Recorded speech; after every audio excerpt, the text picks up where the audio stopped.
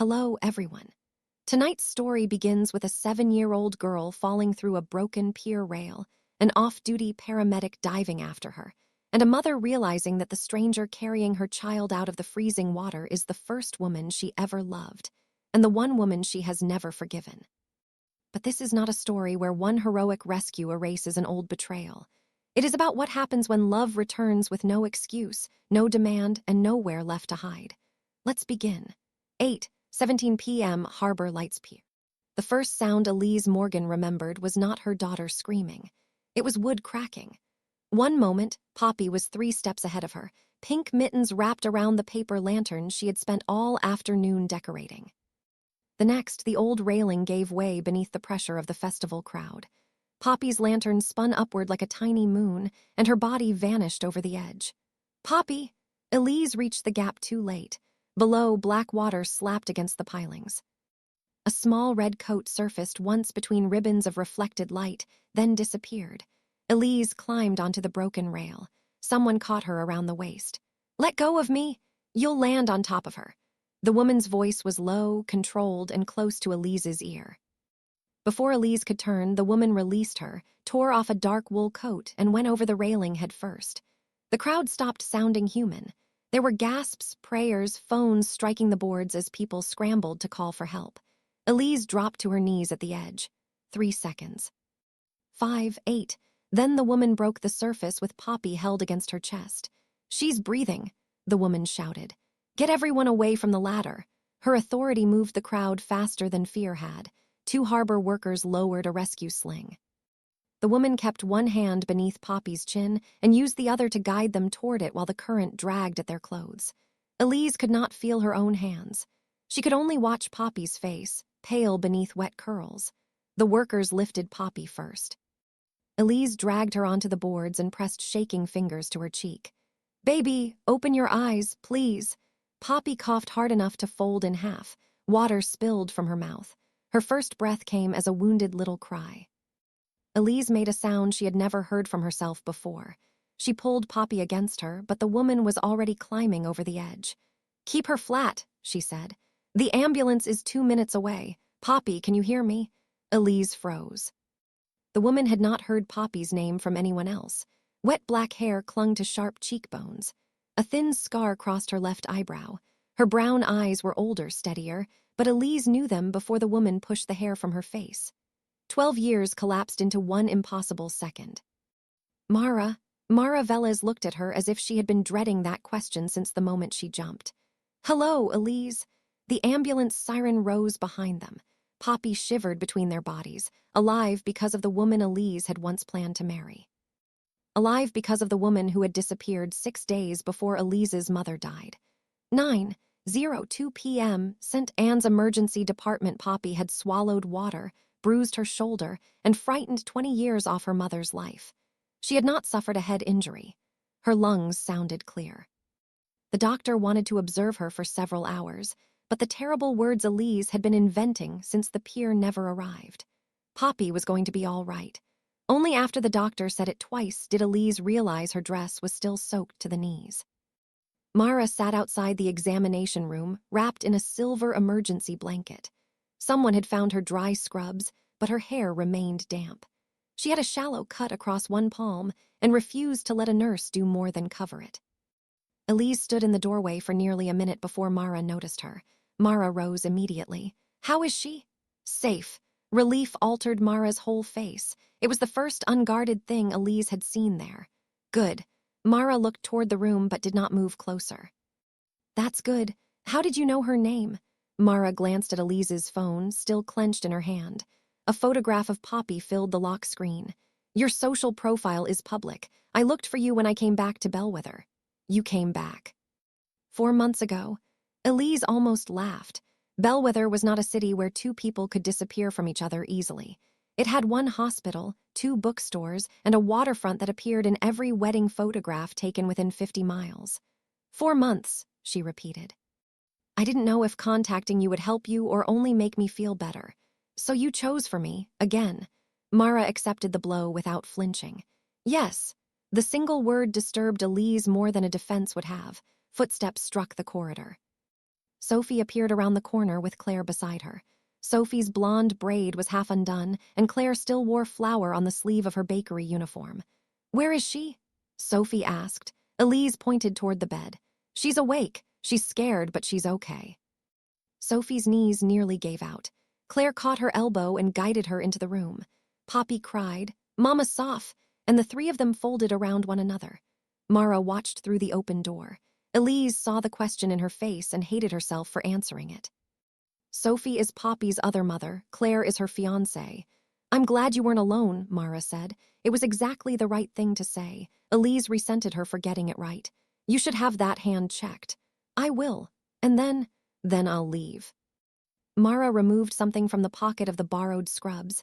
It was Poppy's paper lantern, crushed and dripping but still holding its shape.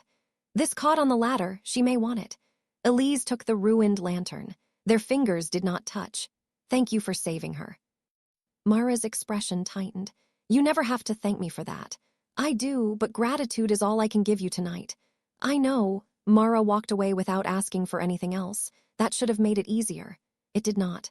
3 days later. Poppy refused to take off her red coat. She wore it at breakfast, through a video appointment with her pediatrician, and while sitting cross-legged on the living room rug. It was dry now. The seaweed smell had faded. Elise had offered every sweater in the closet, including the purple one with silver stars. Poppy only pulled the coat tighter. "It kept me warm after the water," she said. Elise did not tell her that the coat had done almost nothing. Children were allowed to believe in small protections. At night, Poppy woke crying that the floor had disappeared. In daylight, she followed Elise from room to room. Sophie and Claire rearranged their schedules so someone was always nearby, and a child therapist named Dr. Patel taught Poppy a breathing game involving imaginary birthday candles. On the 4th morning, Poppy placed a sheet of paper beside Elise's coffee. The drawing showed 4 stick figures. Elise, Sophie, and Claire stood on the pier. In the water, a woman with enormous black hair held Poppy above blue waves. "Can she come for dinner?" Poppy asked. Elise stared at the drawing. "Mara, the brave lady. She might be busy. Can we ask?" Elise had deleted Mara's number 12 years earlier. She still knew it by heart. She typed the message 3 times. "Poppy would like to thank you properly. Dinner on Friday if you're free. This invitation is for her." Mara's response arrived less than a minute later. "I understand. Tell me the time and tell me what she likes." No heart, no question, no attempt to widen the opening Elise had given her. Elise looked across the room at Poppy, who was repairing her lantern with gold tape. 6 o'clock. She likes macaroni, dinosaurs, and people who arrive when they say they will. The reply took longer this time. "I'll be there at 5:55. Friday, 5:54 p.m. The doorbell rang 1 minute early. Mara stood on the porch holding a small potted lemon tree instead of flowers. "Poppy said she wanted to grow something from a seed," Mara explained. "I saw it on your page. You studied us." I looked. "There is a difference, though I understand why neither feels comfortable." Elise stepped aside. Mara wore charcoal trousers and a dark green sweater with the sleeves pushed to her forearms. The scar at her eyebrow was new. The silver watch on her left wrist was not. Elise had given it to her on her 21st birthday. Mara noticed Elise looking and covered the watch with her sleeve. Poppy ran into the hall, then stopped several feet away. Her excitement vanished into uncertainty. Mara lowered herself to one knee but did not reach for her. "Hello, Poppy." "Do you remember me? I remember you were very brave after something frightening happened." I screamed. Brave people scream. Sometimes screaming is how we tell help where to find us. Poppy considered that. "Did you scream?" "Not that night, but I have." "Mom says you cut your hand." Mara showed her the bandage. "Almost healed." Poppy finally approached. She held out the drawing. Mara studied it with the solemn attention another adult might have given a legal document. "You made my hair look magnificent." Poppy giggled. The sound loosened something in Elise's chest. Dinner was not comfortable, but it was kind. Mara asked Poppy questions without turning the rescue into a performance. When Poppy described the water closing over her head, Mara did not interrupt or promise it could never happen again. "I thought nobody could see me," Poppy whispered. Mara set down her fork. "I saw you. What if you weren't there?" Elise braced for a comforting lie. "Other people were calling the harbor team," Mara said. Your moms were reaching for you, help was already moving. I was simply the closest person who knew how to enter the water safely. Poppy nodded, reassured not by destiny, but by the idea that many people had tried. After dessert, she led Mara to the windowsill and made her help choose a name for the lemon tree. They settled on Captain Sour. When Sophie arrived to collect Poppy for the weekend, she paused at the sight of Mara fastening Poppy's coat. I know you, Sophie said, Mara's hands stilled. Elise told me about you before we were married, Sophie continued. Not your name, just the damage. Sophie, Elise warned. What? I am being civil. Sophie looked at Mara. Thank you for bringing our daughter back. You're welcome. Poppy hugged Elise, then surprised everyone by hugging Mara around the waist. Mara's arms remained suspended until Poppy squeezed harder. Only then did she rest one hand gently between the child's shoulders. After the door closed, Mara picked up her coat. I'll go. You don't have to flee every difficult room. The words escaped before Elise could stop them. Mara turned. For the first time that evening, they were completely alone. No, Mara said. I don't. Elise carried 2 plates to the kitchen. Mara followed with the glasses, remembering without asking where they belonged. That small familiarity felt more intimate than it had any right to. Why did you come back to Bellwether? Elise asked. The hospital is building a community emergency response program. They needed someone to design it. You could do that anywhere. I didn't want anywhere. Elise turned on the faucet. Do not make this town a message to me. It is. Mara stood on the other side of the kitchen island. I came because my father is getting older, because I was tired of living out of one suitcase, and because every city I chose after Bellwether felt temporary. I knew you were here. That mattered. It was not the only reason. That is a very careful answer. I am trying to give you an honest one. Elise shut off the water. Then honestly answer this. Why did you leave me without saying goodbye? Mara looked down at her bandaged palm. Because I was a coward. That is a label, not an answer. Your mother was dying. You needed me. I had been offered the emergency fellowship in Seattle, and I convinced myself that if I stayed through the end, I would never be able to leave. We had the same fight 3 times. You asked me to postpone. I heard you asking me to surrender the future I had worked for. I asked for 6 weeks. I know that now. You knew it then. Mara lifted her eyes. Yes. The room went still. I left early, Mara continued, because seeing your pain made my choice feel like what it was. I turned off my phone because every message gave me another chance to become better, and I did not take it. When I finally called, your mother was gone.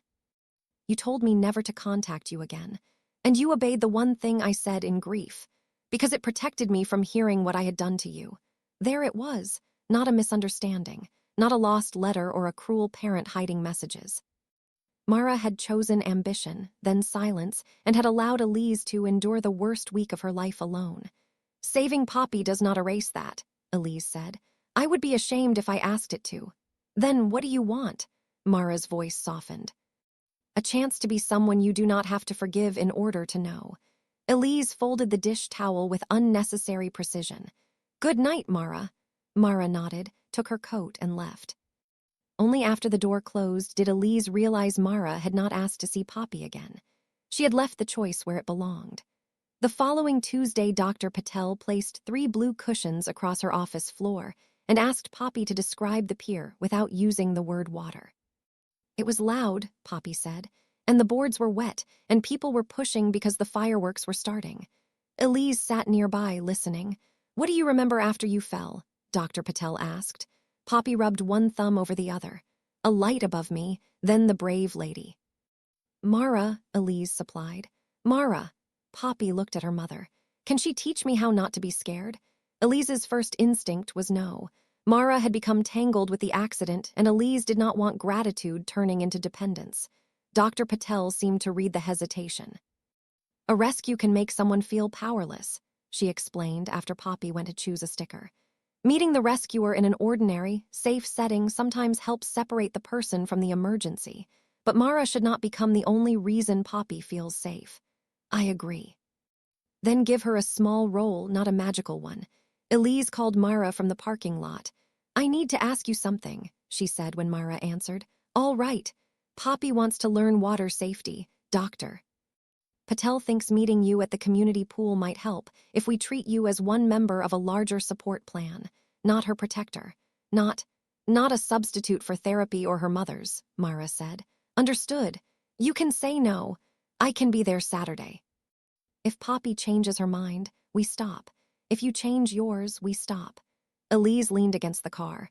You sound as if you have rehearsed boundaries. Emergency medicine teaches you that helping without permission can become another kind of harm. You did not ask permission at the pier. She was unconscious. I know. Elise closed her eyes. That was a joke. Silence, then a quiet laugh came through the phone. It was the same laugh Mara had once buried against Elise's shoulder in a college library because a librarian had threatened to remove them for whispering. Elise remembered its warmth too clearly. I'm out of practice, she said.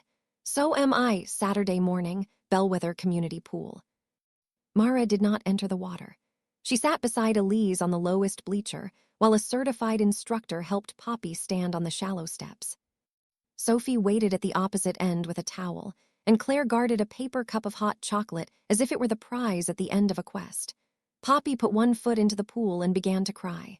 Elise moved to rise. Mara touched the bench between them, not Elise's hand. Watch her, Mara murmured. The instructor asked Poppy whether she wanted to leave. Poppy shook her head. She cried for another minute, then lowered her second foot. Sophie cheered once softly. Claire lifted the hot chocolate in salute. Poppy looked toward Mara. Mara held up 2 fingers and slowly folded one down as she breathed in, then the other as she breathed out. The imaginary candles game. Poppy copied her. 10 minutes later, she stood waist-deep in the water. No one called it a victory until Poppy did. I won, she announced when Sophie wrapped her in a towel. You did, Elise said. Can we get pancakes? Claire laughed. A champion's breakfast. Poppy looked at Mara. You too. Mara glanced at Elise. Elise could have kept the worlds separate. She could have thanked Mara and sent her home. Instead, she heard herself say, You heard the champion. They occupied a corner booth at a crowded diner, 5 women and 1 tower of pancakes. Sophie and Claire sat on one side with Poppy between them. Elise sat opposite Mara. It should have felt like an interrogation. Instead, Poppy demanded that each adult reveal the bravest thing she had ever done. Claire had opened her bakery with only 6 customers and a leaking roof. Sophie had proposed to Claire during a power outage. Elise had given birth during a thunderstorm after the hospital generator failed. Mara stirred her coffee. I apologized to someone who had every right not to forgive me. Poppy frowned. That doesn't sound scary. It was terrifying. Elise looked down before Mara could see her smile. Outside, Sophie touched Mara's arm before she could leave. Walk with me. Elise stayed near the diner window with Poppy and Claire, but she could see the 2 women speaking beside Mara's car. Sophie's posture was not hostile. That worried Elise more. Later, she asked what Sophie had said. Mara answered without hesitation. She told me not to mistake access to Poppy for access to you. That sounds like Sophie. Then she told me you still keep a box of my things in your attic. Elise nearly dropped her keys. She did not. She did. I forgot it was there. I didn't ask what was in it. Good. Mara opened her car door, then paused. She also said you deserve someone who stays after the dramatic part is over. That sounds like her too. She loves you. We were married for 6 years. Do you still love her? The question came out before Mara could disguise it. Jealousy was visible in the tight line of her mouth. Elise should have enjoyed it. Once, Mara had left her feeling replaceable. Now Mara stood in a diner parking lot, afraid of a family Elise had built without her. But Sophie was not a weapon. Yes, Elise said. I love Sophie, not romantically. We ended our marriage because we became excellent parents and lonely partners. Claire gives her the tenderness I could not. I am grateful for that. Mara nodded, eyes lowered. If you are going to be near us, Elise continued, you do not get to resent the people who showed up during the years you chose to miss. I don't resent them. You are jealous. Yes, Mara met her gaze. And the jealousy is mine to manage, not yours to solve. Another right answer. Elise was beginning to understand that right answers were not the same as trust. They were only a place to begin. 2 weeks later, Captain Sauer grew 2 new leaves. Poppy began sleeping in her own room again. She still avoided the waterfront, but she no longer cried when rain struck the windows. Her Saturday lessons continued. first with both feet in the pool, then with her face close enough to blow bubbles across the surface. Mara attended only when invited. She never arrived late. Elise told herself she noticed because Poppy noticed. That explanation became less convincing when she began to notice other things. The way Mara loosened her watch before drinking coffee, the small crease beside her mouth, when she tried not to laugh.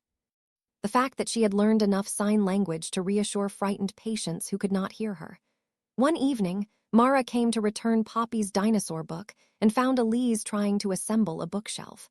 The instructions lay upside down. 2 screws had vanished into the carpet. Elise held a wooden panel against her shoulder with the expression of someone being personally betrayed by furniture. "Say nothing," she warned. Mara removed her coat. "I was going to say the shelf is winning. Leave. After it defeats you." Elise threw a felt pad at her. Mara caught it, laughing. They worked on the floor for an hour.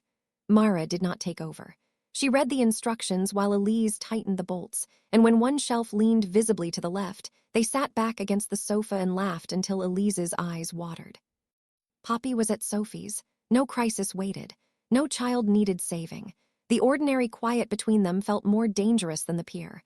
Mara looked toward the photographs on the mantel. Poppy with missing front teeth.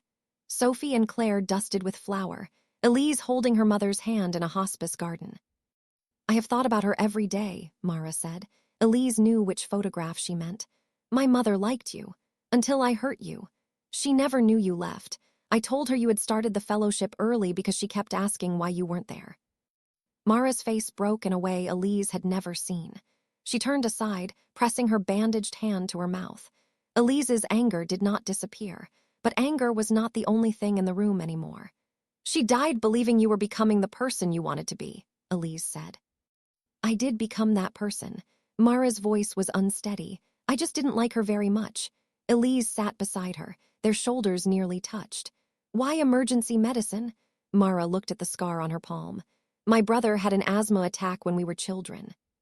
The ambulance took 27 minutes because we lived outside the service area.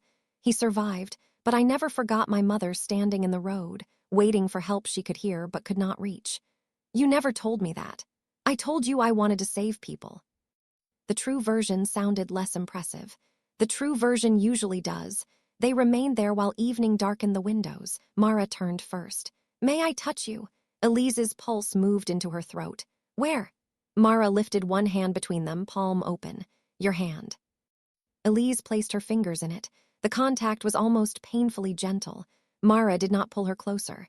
She traced the center of Elise's palm once with her thumb, then waited. "I used to know every line here," Mara whispered. "People change. I know, do you? I am trying to meet the woman you became instead of asking for the girl I left."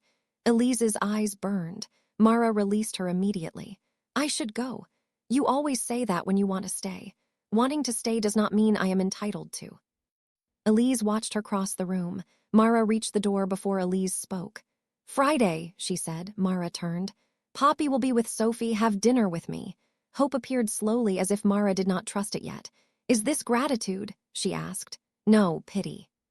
"Ask one more foolish question and I will take it back." Mara smiled. "Friday." Friday, 7:11 p.m. Elise chose a restaurant where nobody knew either of them. It was a narrow place above a used bookstore, lit by amber lamps and crowded with mismatched tables.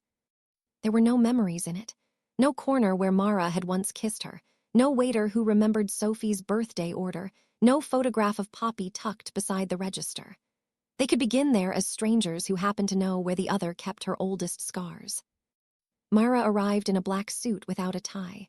Elise wore a rust-colored dress and immediately regretted choosing something Mara had once loved on her. "You look beautiful," Mara said. "You have not seen this dress before." "I wasn't talking about the dress." The old Mara would have said it easily. The woman across from Elise said it like a truth she had no right to soften. They made a rule, no discussion of the pier, the fellowship, or forgiveness until dessert. Without the past available, they had to learn the present. Mara had lived in 5 cities. She hated hotel pillows and loved terrible detective novels. Elise designed museum exhibits and secretly drew cartoons in the margins of project plans. Mara had not dated anyone seriously in 3 years. Elise had tried twice after her divorce and fled both relationships when kindness began to feel like expectation. That sounds lonely, Mara said. It was peaceful. Those are not opposites. No, they are. At dessert, neither of them mentioned the forbidden subjects. Outside, light snow had begun. Elise stood beneath the awning while Mara called a car. I can drive you, Elise said. You drank wine. Half a glass. The paramedic in me is unbearable. The woman in you is not much easier. Mara looked at her. The city seemed to recede, leaving only snow, amber light, and the distance between them. If I kiss you, Elise said, it does not mean I have forgiven you. I understand. It does not mean we return to what we were. I don't want what we were. That answer startled her. Mara stepped closer but stopped before their coats touched. What we were loved fiercely and spoke badly, she said. It made promises before it knew the cost of keeping them. I want whatever we can build honestly now. And if I cannot build anything. Then tonight was still real. Elise reached for the lapel of Mara's coat. You talk too much. I remember you saying that before our first kiss. You remember correctly. This time, Elise kissed her. There was no desperate music, no thunder, no child's life hanging between them. Mara's mouth was warm and hesitant. Her hand settled at Elise's waist only after Elise drew closer. 12 years did not disappear. They stood between them, full of funerals, cities, marriages, and all the mornings they had woken without each other. The kiss did not conquer those years.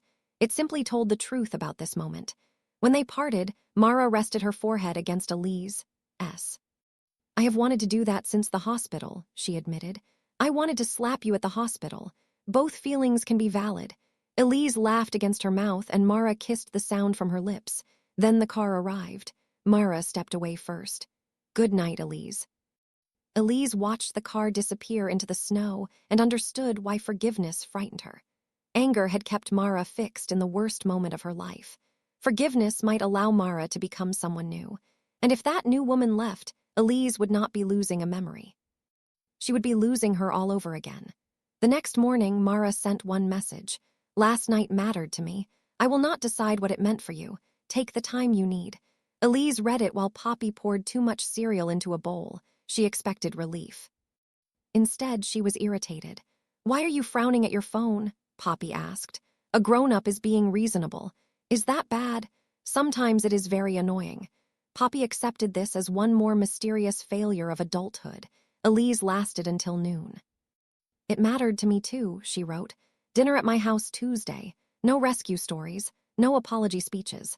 Bring the detective novel you said was terrible. Mara arrived Tuesday with the book and no expectations Elise could see. They ate soup at the kitchen island. Elise read the worst page aloud in an exaggerated voice until Mara nearly choked laughing. Later, Mara stood behind her at the sink, close enough that Elise felt heat along her back. May I? Mara asked. Elise turned and kissed her before she could specify. This kiss was less careful. Mara's hands found Elise's waist. Elise pushed the borrowed book aside and drew her between her knees. The years between them did not vanish, but for several breathless minutes they stopped demanding attention. When Mara's phone vibrated, she ignored it. It vibrated again. You should answer, Elise whispered. Mara checked the screen, her expression changed. Hospital? Seattle. Elise went still. Mara set the phone face up on the counter. The name Dr. Helena Ward glowed above a message preview. Please reconsider Boston before Friday. The board will meet your conditions. Boston. Elise asked. Mara did not hide the screen. A trauma network offered me a director position. Helena worked with me in Seattle. She is recruiting for them. When did they offer? 6 weeks ago. Before the pier. Yes. And you have until Friday. Yes, Elise stepped away. The kitchen changed around her. For a second she was 21 again, standing in a hospital stairwell while her mother slept upstairs, listening to Mara explain that Seattle could not wait. You knew about this at dinner. I did. You kissed me anyway. You kissed me, I answered. Mara's voice remained gentle. And I should have told you before tonight. Why didn't you? Because I had not decided, and I wanted one evening that was not shaped by a place I might never go. You wanted to control what I knew until you felt ready. Mara closed her eyes briefly. Yes, that is what I did. The admission did not repair it. It prevented the wound from being covered by another lie. Go home, Elise said. Mara picked up her coat. I will tell you my decision before I tell them, she said. Not because you get to make it, because you deserve not to learn after I have gone. Do not make me a test of whether you have changed. I won't. Mara left the terrible detective novel on the counter. Elise did not sleep. Wednesday, you look awful, Sophie said. They stood at the school gate waiting for Poppy. Claire had gone inside to collect a cake order from one of the teachers. Children streamed past wearing backpacks larger than their torsos. Thank you. Did you kiss her? Elise stared. You wore the rust dress Friday, Sophie said. You only wear that dress when you intend to ruin someone's judgment. I kissed her twice. Was it terrible? No. Ah, the more serious problem. Elise told her about Boston. Sophie listened without interrupting. When Elise finished, she pushed her hands into her coat pockets. Do you want her to stay? That is not the point. It is not the only point. It is still one of them. If I ask her to stay and she resents me, I lose. If I tell her to go and she goes, I lose. Then stop trying to control the ending. Tell her the truth and allow her to be responsible for what she does with it. Elise gave her a bleak look. When did you become wise? Approximately 3 months after our divorce. Claire emerged carrying a white bakery box. She kissed Sophie's cheek, then offered Elise a sympathetic smile. Jealousy moved unexpectedly through Elise, not because she wanted Sophie back, but because the ease between them looked like a country she had never learned to inhabit. How do you trust someone to stay? Elise asked. Claire considered the question. I don't. I trust Sophie to tell me the truth when staying becomes hard. Sophie squeezed her hand. Poppy burst through the gate before Elise could answer. My hero presentation is Friday, she announced. Everyone can come. Elise smiled. Everyone? You, Mama Soph, Claire, and Mara. Sophie and Elise exchanged a glance. We need to ask Mara, Elise said. I already did. Poppy held up Sophie's phone. She said she has work, but she'll try. The old fear rose too quickly. Try, it was a small word with a long history. Friday, 1:40 p.m. The classroom smelled of marker ink and orange slices. 20 parents sat on chairs designed for 8-year-olds. Sophie and Claire occupied the row beside Elise. The fourth chair remained empty. At 1:45, the teacher closed the door. Poppy searched the room from beside her poster board. Elise's phone showed a message sent at 12:18. Multi-car collision on Route 9. I've been called in. I told Poppy this could happen when she invited me. I'm sorry. If the scene clears safely, I will come. Mara had warned them. She had not promised what she could not control. None of that changed the empty chair. Poppy was sixth to present. Her poster showed the pier beneath a storm of blue crayon. At its center stood not one hero, but 6. My heroes are people who helped me be brave, Poppy began. Mara took me out of the water. My mom stayed at the hospital and did not cry until she thought I was sleeping. Mama Soph came even though she was scared. Claire brought me socks because mine were wet. Dr. Patel taught me to breathe, and Miss Riene at the pool lets me say stop. Elise pressed her knuckles to her lips. I used to think a hero was the person who saved you, Poppy continued. But a hero can also be the person who helps you save a little part of yourself. The classroom door opened soundlessly. Mara stood at the back in navy emergency trousers and a gray uniform shirt. There was dust on one shoulder and exhaustion beneath her eyes. She did not wave or interrupt. She simply took the empty chair. Poppy saw her. Her smile lit the room. After the presentation, Mara crouched beside her. I am sorry I was late. You were helping somebody. Yes, but I still told you I would try, and waiting can hurt. Are you angry? Poppy thought carefully. A little. That is fair. You still came. I said I would if I safely could. Poppy hugged her. Mara looked over the child's shoulder at Elise. There was no triumph in her face, no request for credit, only presence. Outside, Sophie asked Mara to walk with her again. This time, Elise did not wait for the report. She followed. If this is another private warning, Elise said, I would like to hear it. Sophie turned to Mara. Good, then I only have to say it once. You do not get to be jealous of the years you chose not to live. You also do not get to use Boston as proof that Elise is important enough to sacrifice for. Mara's expression sharpened. I'm not. Then why are you still deciding? Because the position could improve emergency coverage across 6 states. Because I have worked toward something like it for 15 years. Because my father needs me here, this program needs me here, and I want a life that does not require an airport lounge every Sunday. Elise matters. So does Poppy, but if I stay only for them, I turn love into a debt they never ask to owe. Sophie nodded once. That is the first answer I have liked. Elise stared at her. You planned this conversation together. No, Mara and Sophie answered at the same time. Claire laughed behind them. For one absurd moment, they looked almost like a family. Not a simple one, not a traditional one, but a group of women protecting a child, challenging one another, and refusing to let love become ownership. Poppy took Mara's hand with one of hers and Claire's with the other. Can heroes get ice cream? She asked. Constantly, Claire said. Mara looked at Elise over Poppy's head. The decision still waited between them. But for the first time, waiting did not feel like abandonment. Friday, 9:06 p.m. Mara came to Elise's house after Poppy went to sleep. She did not remove her coat. I declined Boston, she said. Elise's heart lifted and immediately defended itself. Because of me? No, the answer hurt before Mara continued. I declined because the job was designed around a version of success I no longer want.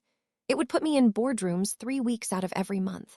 I became a paramedic because my family waited too long for help. Bellwether's program lets me build rural response teams that reach families like mine. And me? Mara stepped closer. You are part of the life I want, but I made the decision I could still live with if you never forgave me. Elise searched her face for performance and found only fatigue. When did you decide? Before Poppy's presentation, I called them from the ambulance bay. Why wait to tell me? Because today belonged to Poppy. Another right answer. This time it felt like more than one. Elise reached for Mara's coat and opened it. Stay for tea. Mara let her slide the coat from her shoulders. Only tea? That depends on how much you talk. Mara smiled, but her eyes remained serious. There is something else. Of course there is. The hospital wants me to sign a 3-year contract on Monday. I am telling you because it affects what I can offer, not because I need permission. And what can you offer? A first date after the first date. A conversation when I am afraid. A phone call before the plane leaves, the truth before it becomes convenient. Elise's throat tightened. That is not very romantic. No, but I think it might be love. Elise kissed her in the quiet kitchen. This time, when Mara's arms wrapped around her, Elise did not feel the pier between them. She felt the steady beat of Mara's heart, the warmth of a body that had once been familiar and was becoming new. They did not promise forever. They promised Monday, then Tuesday. Then the following Saturday, when Poppy planned to put her face in the pool, trust returned in dates small enough to keep. Spring, the city repaired the broken section of Harbor Lights Pier before the first warm weekend. Poppy refused to go. Elise did not persuade her. Dr. Patel did not call the fear irrational. Sophie suggested they visit the aquarium instead. Mara said nothing until Poppy asked whether she would come if they tried. I will come, Mara said. And if you stand at the entrance for 10 seconds and decide to leave, I will leave with you. They chose a quiet Sunday morning. Poppy wore the red coat even though the sun was warm. Sophie and Claire waited at a cafe across the street, close enough to join them if needed, far enough to let Poppy make the attempt without an audience. At the entrance, Poppy took Elise's left hand and Mara's right. 10 seconds, she whispered. They counted. At 10, Poppy remained. At 20, she stepped onto the first board. They walked only as far as the bench near the harbor office. The repaired railing was visible in the distance, new wood bright against the old pier. Poppy's breathing quickened. Mara began folding one finger down at a time. Poppy copied her. I don't want to go closer, she said. Then we won't, Elise replied. They sat on the bench and watched boats move across the bay. After 5 minutes, Poppy took a gold marker from her pocket. She had repaired the paper lantern again. The torn places were now covered with shining lines. Dr. Patel says in Japan they fix broken bowls with gold, she said. It doesn't make them not broken, it makes the fixing part show. Mara looked at Elise. That sounds wise, she said. I know. Poppy swung her feet beneath the bench. Can I get a cinnamon roll now? At the cafe, Claire had already placed one on a plate. Sophie moved her chair so Poppy could sit between them. Mara remained standing until Elise pulled out the chair beside her. You can sit, Elise said, Mara's mouth curved. Is that permission for breakfast or a broader invitation? Breakfast, do not become ambitious. Too late. Under the table, Mara's fingers found hers. Elise held on. The first time Mara stayed overnight, it happened without a storm. Poppy was with Sophie. Mara and Elise cooked pasta, burned the sauce, and argued about whether smoke alarms could be considered food critics. They kissed beside the open window while cold air carried the evidence outside. Later, in the dark, Mara lay with her head on Elise's shoulder. "I need to ask you something," she said. "You have become very fond of dangerous introductions. Have you forgiven me?" Elise did not answer quickly. Mara waited. "Not the way people mean when they ask that," Elise said. "I have not decided the past was acceptable. I do not trust you because you rescued Poppy or declined Boston. I trust you more than I did yesterday because you have told me the truth every day since. That is enough. I'm not finished." Elise turned toward her. "I forgive the woman you were for being young, frightened, and selfish. I forgive myself for loving her. But the woman you are now does not inherit me as a reward." Mara's eyes shone in the darkness. "I know. She can date me. Exclusively." Elise pretended to think. Mara raised herself on one elbow. "You are cruel." "Exclusively," Elise said, and kissed her. The following months did not become perfect. Mara missed a dinner because an ambulance overturned on the highway. This time, she called before Elise could wonder. Elise panicked when Mara traveled overnight for training. This time, she admitted she was afraid instead of punishing Mara for leaving. Poppy became angry when Mara corrected her near the pool and announced that rescuers were not allowed to give rules. Mara apologized for overstepping, then asked Elise how to support the boundary without pretending danger was harmless. Sophie and Claire married in June. Elise stood beside Sophie while Poppy scattered flower petals in determined handfuls. Mara sat in the second row, not hidden and not placed where she had not earned the right to stand. At the reception, Sophie found Mara watching Elise dance with Poppy. "You still look jealous," Sophie said. "I am watching the years I missed. That is grief, not jealousy." Mara considered the distinction. Sophie offered her a glass of champagne. "Do something useful with it. The grief, the years you have now." Mara crossed the dance floor and held out her hand. She did not ask Elise to abandon the dance with Poppy. She joined it. 1 year after the pier, Harbor Lights returned beneath a clear winter sky. The city had limited the crowd, replaced every rail, and stationed rescue workers along the waterfront. Poppy had helped paint a safety mural near the entrance. In it, dozens of hands reached toward one another across blue waves. Elise stood before it with Sophie and Claire while Poppy explained every color to a patient group of strangers. Mara arrived late from a shift, still wearing her uniform beneath a wool coat. Not dangerously late. Not mysteriously late. 12 minutes late, announced by a message and accompanied by hot chocolate for everyone. Poppy ran to her. "You missed my speech." "I know, I'm sorry. Mom recorded it. Will you watch it with me?" Poppy considered the proposed repair, then nodded. Mara handed Elise a cup. A plain silver ring glinted on her right hand, not an engagement ring, not yet. It was the ring her father had given her when she signed the 3-year contract with Bellwether's community program. "Walk with me?" Mara asked. Elise looked toward the far end of the pier. Poppy had already gone there that afternoon with Sophie. She had touched the new railing and returned without tears. "Yes," Elise said. They walked slowly.